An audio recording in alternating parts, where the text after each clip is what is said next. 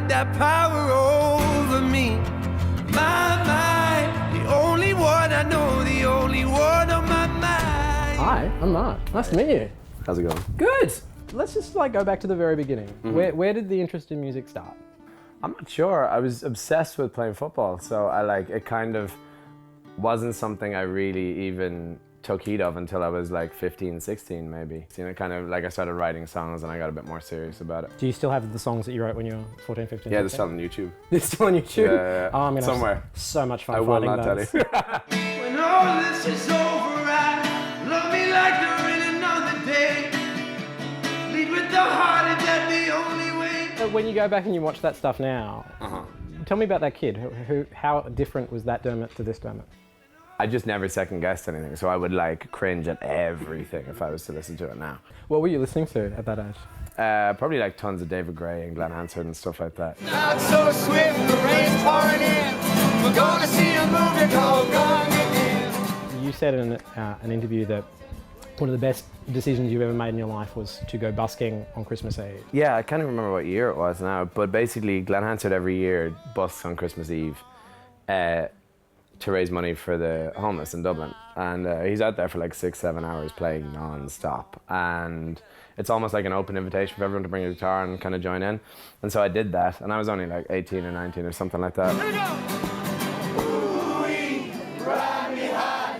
Tomorrow's the day my bride's gonna come now. I was basically like planted by his side all day, like elbowing people and stuff. So I was like determined to be there. What do you learn about yourself when you were out there belting out a song to a whole bunch of people that may or may not care as you walk past? I mean, you kind of get really comfortable with the idea of like, I don't care if someone likes this or not, and you're gonna do it regardless. I didn't mean you no harm or nothing. What I used to do if the day wasn't going well, I would just start playing songs I loved, like playing Ben Howard and just kind of putting the head down and just like playing within It's myself. for me now. And that's a lovely thing to know everybody's passing by and not caring at all and having a total sort of isolated experience by yourself. I do it for love, love, love.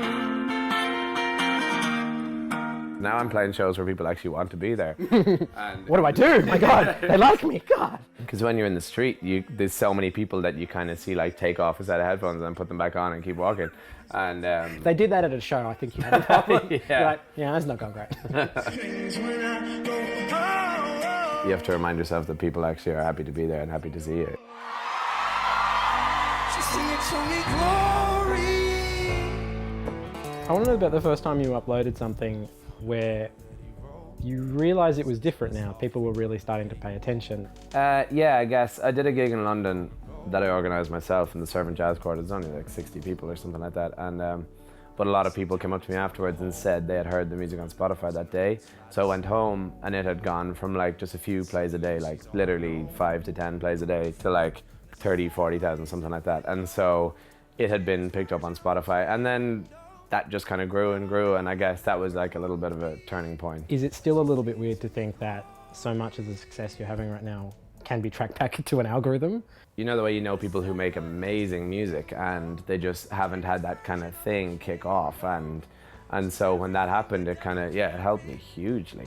She sing it to me glory. See, I really struggled with the fact that people started to care about my music, and like creatively, because I was like warring with myself lyrically, because that's what people connect to mainly in my stuff a lot of the time. And so I was like, this has to be like it, every line like has to be perfect. And I couldn't tell you enough that I'm sorry. As you know that there's that level of attention, like, do you have a mechanism to cut yourself some slack? No, I haven't figured it out. I really haven't, like, honestly. I'm like thinking about it all the time, and I do find it quite hard. And I'm not sure, maybe it's because it's in that phase where people are beginning to care, and like maybe if it goes huge, I'll be like, all right, I'm good at this. Maybe I would gain that confidence and not second guess things. But I basically went from like making music for myself to having quite a few people being into it. And so, yeah, I want to kind of nail it every time. And I've kind of Yeah, to the point that it's like counterproductive a lot of the time. 'Cause I loved you. Does that mean nothing to you now? So with Moments Past, I was kind of like, having stressed out about lyrics for quite a while, I was like, I'm just gonna write here. Challenge myself to not second guess everything. Just whatever comes out of your brain, just do your best to stick to that. How it can hold me up and kill me in the end. Still I loved it. Does that mean nothing to you now? It was funny, I was in an Uber in San Francisco recently, and I told, the guy asked me what I was doing and stuff, and he started playing the music, and Moments Past come on, and he was like, oh, I don't like this. Really? Yeah. And, That's awkward. I know. Does that mean nothing to you now?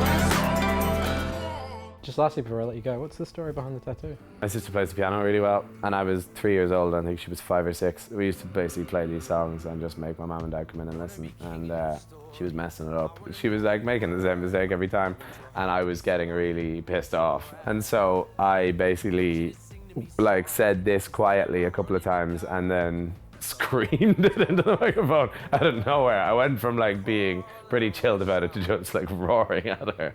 So that was it, yeah. We want this to be good. Yeah. Kind of sums you up in a way, doesn't it? Kind of, yeah, in terms of everything I've been talking about. Thanks so much. Appreciate it. There resides in those eyes. You got that power over me.